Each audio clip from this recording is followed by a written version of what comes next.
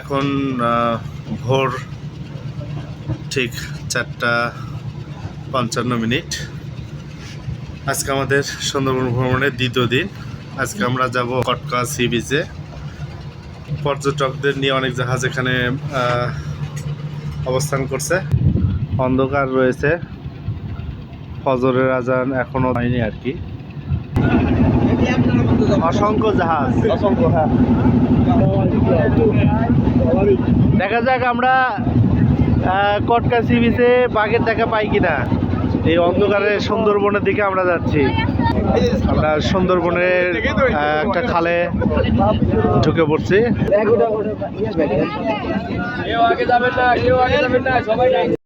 এলাকা এখানে কেউ আটবেন না। কারো কোনো সমস্যা হলে সামনে গানম্যান থাকবে, গানম্যানকে ফলো করবেন। পিছনে আমরা আছি, আমাদেরকে বলবেন। অনেক পর্যটক একসঙ্গে আমরা সুন্দরবনের মধ্য দিয়ে হেঁটে হেঁটে কটকা সি বিচের উদ্দেশ্যে রওনা দিচ্ছি। নড়াচড়া দেখে ভেতর দিকে লোকজনের অনেক সমাগমের জন্য। আচ্ছা, আসার সময় দেখলাম যে হরিণের বীজটা দেখা গেল। তার মানে কি ওই জায়গাগুলোতে হরিণ ছিল? ওই যে খোলা মাঠে হরিণ এসে দুধ পোয়ায় দিনের বেলা। আমরা এখন যদি যাচ্ছি এটা পশ্চিম দিকে যাচ্ছি না ভাই? এগুলো কি গাছ? এই যে লতার মতো দেখা যাচ্ছে। বলা বলা গাছ। ঢেউয়ের শব্দ শোনা যাচ্ছে, তাই না? আমি সেই জন্যই তো বললাম যে এইখানে তো মনে হয় মজা করেন না, বিচে যান মজা। হ্যাঁ হ্যাঁ, এই যে আমরা কটকা সি বিচে পৌঁছালাম শেষ পর্যন্ত। প্রায় 3.5 কিলোমিটার পথ হেঁটে আসার পর সি বিচে, কটকা সি বিচে আসার পর একটু যাই হোক ভালো লাগলো। চাঁদ দেখা যাচ্ছে এখনো।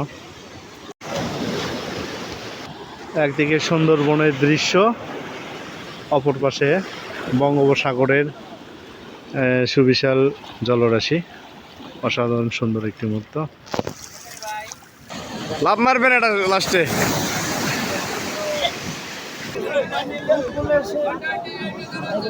এটার একটা মাথা চুপ করে ব্যাঠো।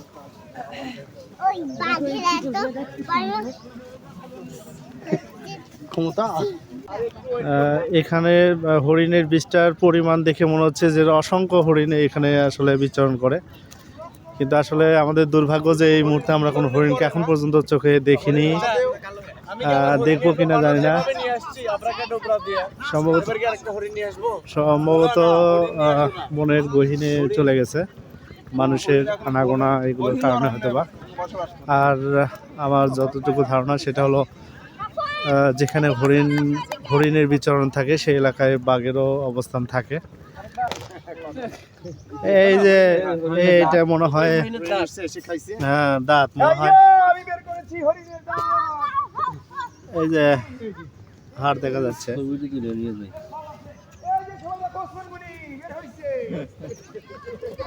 অনেক আগে হয়তো কোনো হরিণকে, এই যেখানে একটা হাড় দেখা যাচ্ছে।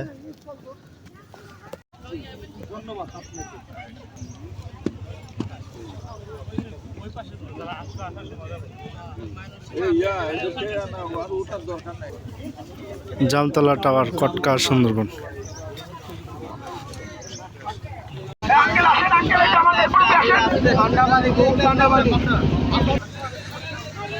কটকা অফিস পার্কে আমরা ইউনিক পরিবার একসঙ্গে।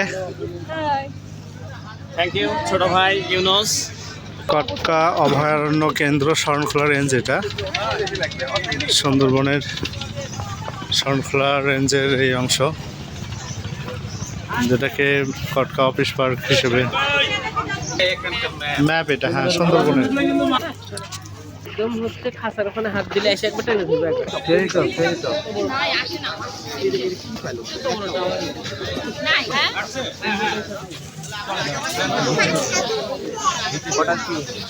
কটকা অভয়ারণ্য।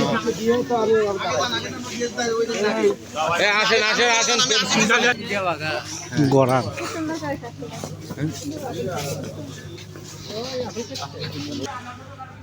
সুন্দরবনে অসংখ্য গড়ান, কেওড়া, সুন্দরী গাছে ভরপুর।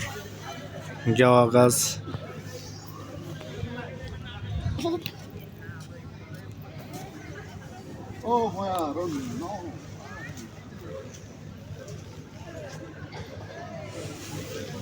বাইন গাছ। তথ্যমতে সুন্দরবনে প্রায় 350 প্রজাতির উদ্ভিদ রয়েছে। এখানে বিভিন্ন ধরনের উদ্ভিদ আসলে দেখা যাচ্ছে, তার মধ্যে সবচাইতে বেশি যেটা দেখা যাচ্ছে সুন্দরী গাছ, তারপর গড়ান, কেওয়া। অনেক দূরে আসলে স্পষ্টভাবে দেখা যাচ্ছে না, তবে অনেক হরিণ আছে ভেতরের দিকে। মানুষের সমাগম বেশি হওয়ার কারণে ওরা আরো দূরে চলে যাচ্ছে, কিন্তু তারপরও একটু দেখা যাচ্ছে মনে হয় ওই যে দূরে।